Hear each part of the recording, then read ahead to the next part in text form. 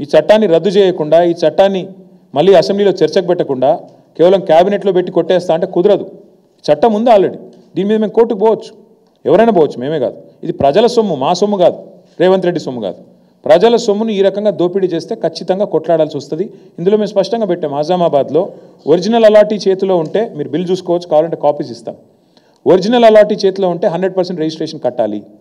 Allottee ఆయన కాకుండా ఎవరికైనా చేతులు మారితే 200% కట్టాలి రిజిస్ట్రేషన్ వాల్యూకి, ఎస్ఆర్ఓ వాల్యూకి. ఇది మేము పెట్టిన కండిషన్. నువ్వేమంటున్నావు?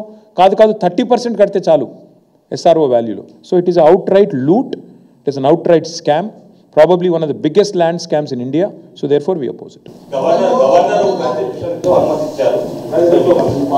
చట్టం తన పని తాను చేసుకొని పోతుంది, చేసుకొని పోనివ్వండి, మాకు అభ్యంతరం ఏంటి?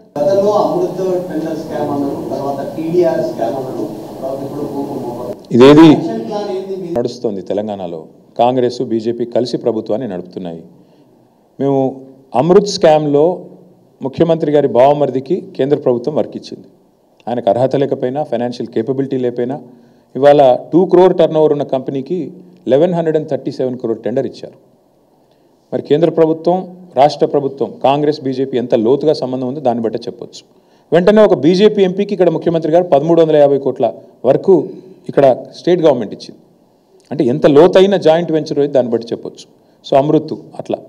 టీడీఆర్ మీరు చూస్తున్నారు, టీడీఆర్ కూడా మొత్తం ఇవాళ ఎక్కడ పోతారు, వాళ్ళు ఎక్కడ పోతారు, మేము ఎక్కడ పోతాం. మళ్ళీ గవర్నమెంట్లోకి వస్తాం, అన్నీ తెరుస్తాం, అన్ని బుక్కులు తెరవాల్సి వస్తుంది.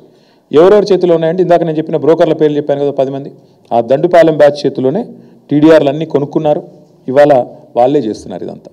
డెఫినెట్గా ఇది కూడా బహుశా భారతదేశంలో ఎవరు చేయనంత పెద్ద కుంభకోణం ఇది. 9,292 acres of industrial lands being converted for literally free of cost almost చేసి, దీని వెనకాల అగ్రిమెంట్లు, దీని వెనకాల కుంభకోణాలు, దీని వెనకాల ముఖ్యమంత్రి గారి ఫ్యామిలీ మెంబర్స్, వాళ్ళ చుట్టూ ఉండే బ్రోకర్లు, వాళ్ళు చేస్తున్న వ్యవహారం ఇది.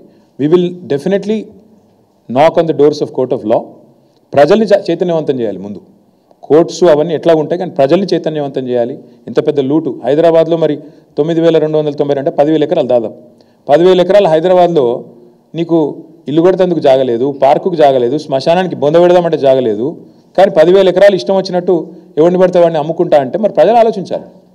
సరే మేము పార్టీలుగా మేము చెప్పేది చెప్తాం, ప్రజలు కూడా ఆలోచించుకోవాలి కదా, ఇది కరెక్టా, మరి కరెక్ట్ కాదనుకుంటే మీరు కూడా చెప్పాలా. డెఫినెట్గా ప్రభుత్వాన్ని, ప్రభుత్వంలో ఉండే పెద్దల్ని, ఎమ్మెల్యేలని నిలదీయాలా, అడగాల. సో ఆలోచిస్తాం మేము కూడా పార్టీగా కూర్చుని ఎట్లా పోవాలి, ముందు కార్యాచరణ ఎట్లా రూపొందించాలి ఆలోచించుకుంటాం. సారీ సి బ్రదర్, నేనేమంటానంటే నేను ఇప్పటికీ 100 సార్లు చెప్పాను ఆ ఇష్యూ, మళ్ళీ నేను చెప్పను. ఇక చెప్తే కూడా బాగుండదు. మళ్ళీ మీరు నాకు తెలుసు మీరు ఏం చేస్తారో. చాలామంది ఇక్కడ ఉండే మీడియా సంస్థలు ఎట్లయిపోయినాయి అంటే ముఖ్యమంత్రి గారిని పాపం మీ అందరూ అన్నట్లు కొందరు రక్షణ కవచంలా కాపాడుతున్నారు కొందరు. వాళ్ళకు అనవసరంగా ఇప్పుడు నేను దీని మీద ఎక్కువ మాట్లాడితే అది రాస్తారో దీన్ని రాయారు నాకు తెలుసు. అందుకే నేనేమంటానంటే చట్టం తన పని తాను చేసుకుపోతుంది. నేను ఇదివరకే చెప్పాను ఏ తప్పు చేయలేదని. ఏ తప్పు చేయలేదు.